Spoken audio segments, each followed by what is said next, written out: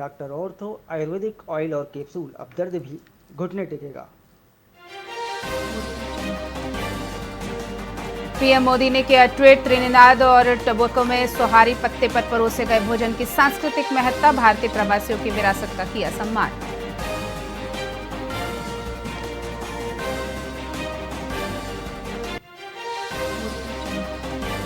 ओडिशा भाजपा नेता जगन्नाथ प्रधान गिरफ्तार, समर्थकों ने सरकारी अफसर को ऑफिस में घुसकर पीटा था, लात घूंसे मारने का वीडियो वायरल हुआ।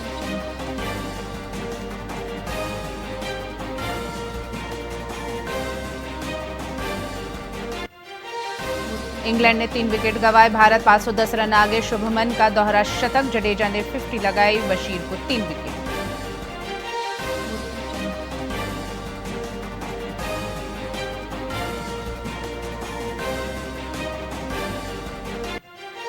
इंजीनियर से एक्टर बने पंचायत के सचिव जी, बेरोजगारी झेली, रामलीला में तड़ाका भी बने, फिर एक वीडियो ने बदली जितेंद्र उर्फ जीतू भैया की किस्मत।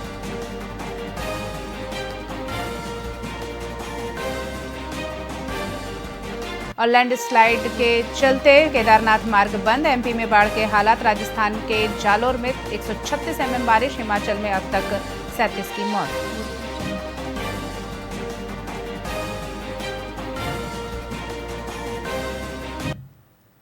नमस्कार, स्वागत है आपका वीआईपी न्यूज में। मैं हूं आपके साथ डॉक्टर रानी रैकवार। रुक करते हैं खबरों की ओर और छत्तीसगढ़ की खबर की शुरुआत करते हैं राजनांदगांव से। शहर में लगातार बिजली की समस्या बनी हुई है, लोग परेशान हैं, बिजली कभी भी बंद हो जाती है।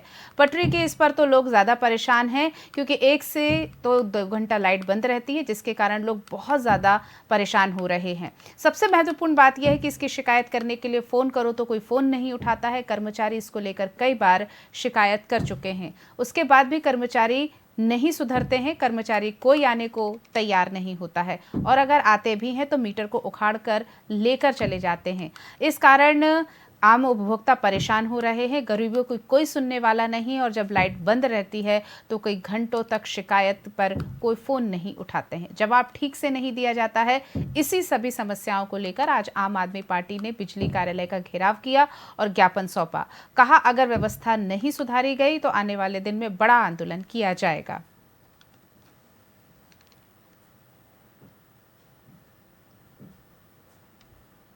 हम लोग छत्तीसगढ़ में जो बिजली की हर हर चीज़, कोयला यहाँ हर चीज़ की सुविधा है।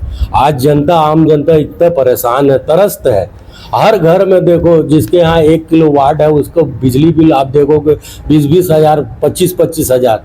और ये तो आम जनताओं का समस्या है। ये सरकार इतना निकम्मी सरकार है ये कि जब भी जिस जगह में जिस प्रदेश में है ये बिजली दरों के, आज पूरा प्रदेश में हम लोग यही बिजली दरों को कम करने के लिए हम लोग धरना प्रदर्शन और रोड पे उतरे हुए हैं। और हम चाहते हैं कि प्रशासन को जागना चाहिए। बिजली दर जो बढ़ी है वो प्रत्येक वर्ष में विद्युत नियामक आयोग है, वो निश्चित करता है कि दर किस मात्रा में कैसे बढ़ना चाहिए। समय के साथ में बिजली जनरेशन में कोयले का भाव बढ़ जाता है और भी चीज़ों का हो जाता है, इसलिए नियामक आयोग उसके लिए बाकायदा जनसुनवाई करता है।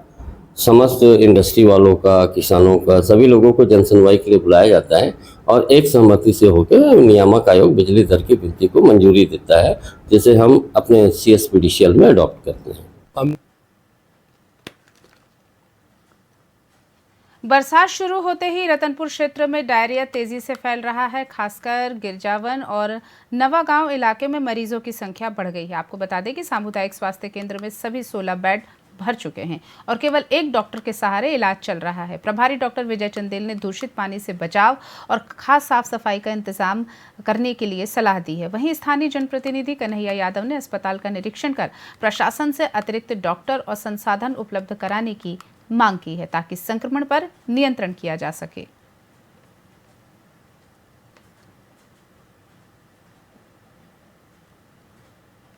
वर्तमान में करीब 16-17 के अराउंड है हमारे यहाँ मरीज, और रोज़ डेली 10 के अराउंड आ रहे हैं। 10 से 12 पेशेंट डेली यहाँ पर भर्ती हो रहे हैं, उल्टी दस्त के पेशेंट।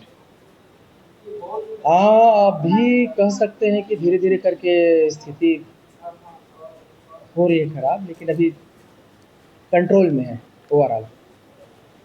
समस्या इसलिए आ रही है कि लोग बाहर का पानी जो है इस्तेमाल कर रहे हैं, इसलिए आ रही है। नल का पानी जो पी रहे हैं उस कारण से आ रही है, बाहर का पानी पी रहे हैं उस कारण से आ रही है। पानी केवल उबाल के पिए, समस्या अपने आप सॉल्व हो जाएगी। वर्तमान में बीजापुर जिले के पेदा कोरमा गांव में नक्सलियों द्वारा 3 ग्रामीणों की हत्या की घटना पर उप मुख्यमंत्री विजय शर्मा ने नक्सली हिंसा पर कड़ी नाराजगी जताई है। उन्होंने साफ कहा है कि सरकार नक्सलियों की ऐसी कायराना हरकतों को बर्दाश्त कभी नहीं करेगी और मानसून के दौरान भी एंटी नक्सल ऑपरेशन बिना किसी विराम के जारी रहेंगे। विजय शर्मा ने यह भी स्पष्ट किया कि सरकार की रणनीति के तहत 31 मार्च 2026 तक माओवाद का पूरी तरह सफाया करने का लक्ष्य रखा गया है और जैसे जैसे ये डेडलाइन नजदीक आ रही है, नक्सली बौखलाहट में इस तरह की घटनाओं को अंजाम दे रहे हैं।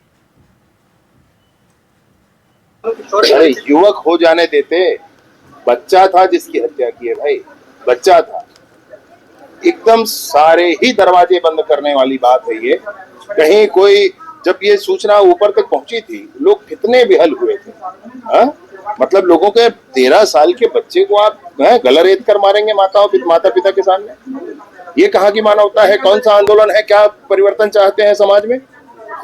ये नहीं है संभव, इस तरीके से नहीं होना चाहिए।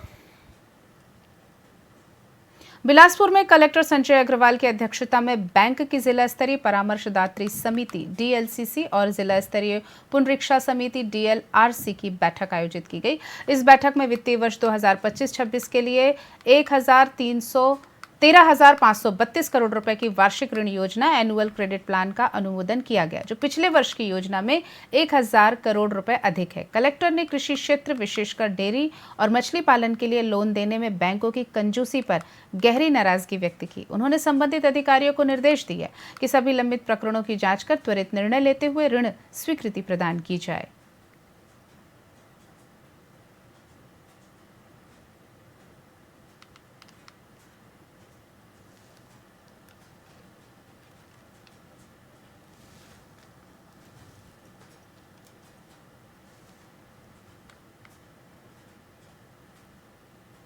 खरीफ वर्ष 2025 हेतु बीज निगम को प्रेषित 22,000 क्विंटल की बीज की मांग के विरुद्ध बीज निगम द्वारा सहकारी समितियों में 20,000 क्विंटल भंडारण किया जा चुका है। इस संबंध में जिला विपणन अधिकारी ने कहा कि यूरिया और सुपर फास्फेट की जिले में कहीं भी कोई कमी नहीं है। आवश्यकता इस बात की है कि किसान DAP की कमी और उसके विकल्प को समझें। यूरिया, सुपर फास्फेट और पोटाश का मिश्रण DAP का भी काम करेगा।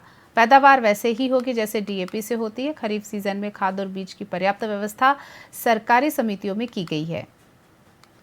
किसान अपनी जरूरत के मुताबिक खाद बीज का उठाव कर रहे हैं। किसानों की मौजूदगी में समितियों में चहल पहल बनी हुई। कलेक्टर संजय अग्रवाल संबंधित अधिकारियों की बैठक लेकर रोज इसकी समीक्षा कर रहे हैं।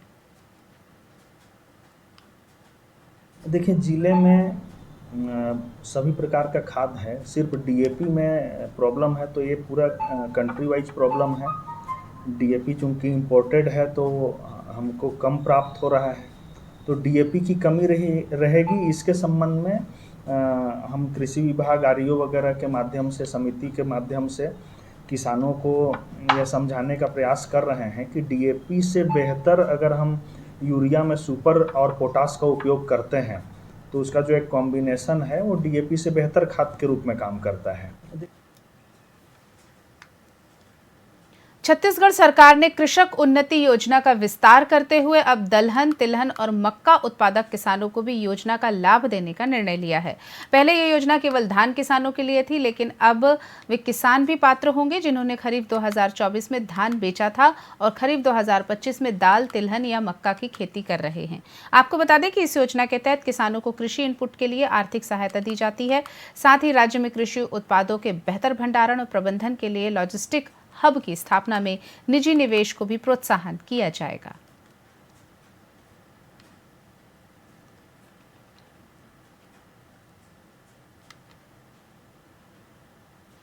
उन्नति योजना के प्रचलित निर्देशों को संशोधन करते हुए इसके दायरे को और विस्तृत कर दिया गया है। अब इस योजना का लाभ खरीफ 2025 में धान उत्पादक किसानों के साथ साथ पंजीकृत धान फसल के साथ के स्थान पर अब दलहन, तिलहन, मक्का आदि की फसल लगाने वाले किसानों को भी मिलेगा। खरीफ 2024 में पंजीकृत कृषक जिन्होंने धान की फसल लगाई थी और समर्थन मूल्य पर धान बेचा था, उनके द्वारा खरीफ 2025 में धान फसल के स्थान पर दलहन, तिलहन, मक्का आदि फसल की खेती की जाती है, तो उन्हें भी अब कृषक उन्नति योजना के तहत आदान राशि प्रदान की जाएगी। ये बड़ा निर्णय किसानों के हित में सरकार ने किया है।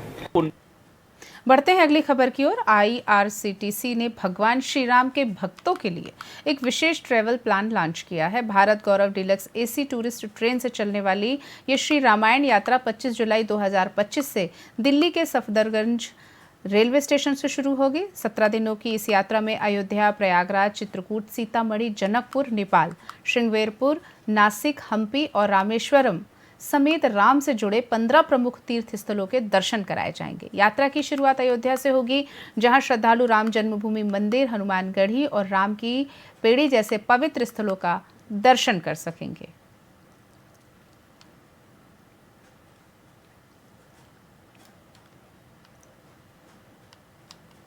मुंगेली में दोस्ती को शर्मसार करने वाली एक घटना सामने आई है। आपको बता दें कि ईगल ग्रुप नामक युवकों के गिरोह ने अपने ही साथी दशरथ वर्मा की चाकू मारकर बेरहमी से हत्या कर दी।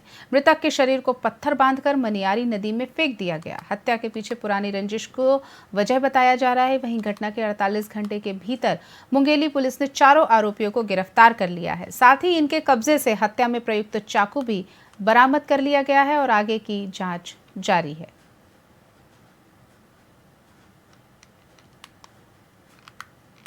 हम लोगों ने अज्जू ठाकुर और बाकी 3 साथियों को उठाया और उनसे पूछताछ किया तो उसने बताया कि उनका कुछ दिनों के पहले जो वर्मा जो उनका एक जो फ्रेंड था, दोस्त था, मृतक व्यक्ति, उसके साथ में कुछ दिन पहले उसका झगड़ा हुआ था, वाद विवाद हुआ था। इसी सिलसिले में आपसी खुंदस थी तो इन लोगों ने उसको शुक्रवार की शाम को थाने पे बुलाया और उसके बाद इनके बीच में तकरार स्टार्ट होना और झगड़ा होना शुरू हुआ और इन 4 लोगों ने मिल करके, जिसमें अज्जू ठाकुर और उसके 3 और साथी, इन लोगों ने उसको घेर करके चाकू से 24-25 वार किए।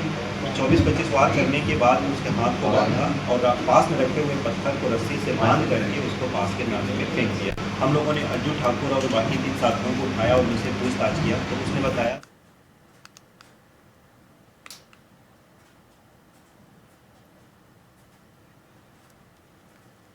कांग्रेस के प्रदेश अध्यक्ष दीपक बैज राजनांदगांव के सतनाम भवन में विधायक और कांग्रेस कार्यकर्ताओं की बैठक लेकर 7 अक्टूबर को होने वाले रायपुर में कांग्रेस राष्ट्रीय अध्यक्ष मल्लिकार्जुन खड़गे के कार्यक्रम को सफल बनाने की रणनीति बना रहे थे। उन्होंने कहा कि राजनांदगांव से करीब 3000 कार्यकर्ता इस कार्यक्रम में शामिल होंगे ताकि इसे मजबूती और मिल सके। वहीं बैठक में दीपक बैज ने प्रदेश में बढ़ती आपराधिक घटनाओं जैसे गोलीकांड, हत्या और दुष्कर्म पर चिंता जताई और कहा कि वर्तमान भाजपा सरकार के दौरान सुरक्षा व्यवस्था कमजोर हुई है।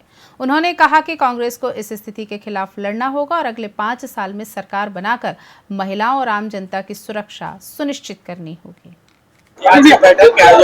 आज हम लोग खैरागढ़ और डोंगड़, खैरागढ़ और राजनांदगांव 2 जिलों में बैठकें हुई और अभी जस्ट राजनांदगांव शहर और ग्रामीण दोनों कांग्रेस कमेटियों का बैठक हुई और काफी संख्या में हमारे कार्यकर्ता उपस्थित थे, दोनों हमारे शहर और ग्रामीण अध्यक्षों के नेतृत्व में।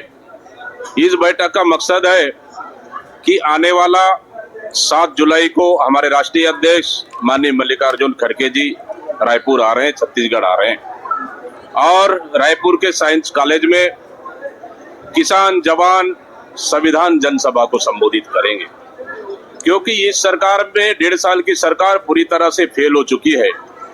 किसानों के लिए खाद बीज नहीं है, युवाओं के लिए नौकरी नहीं है, संविधान लगातार खतरे में है। छत्तीसगढ़ की खबरों में फिलहाल इतना ही। आप बने रहिए हमारे साथ, देखते रहिए VIP न्यूज़। नमस्कार।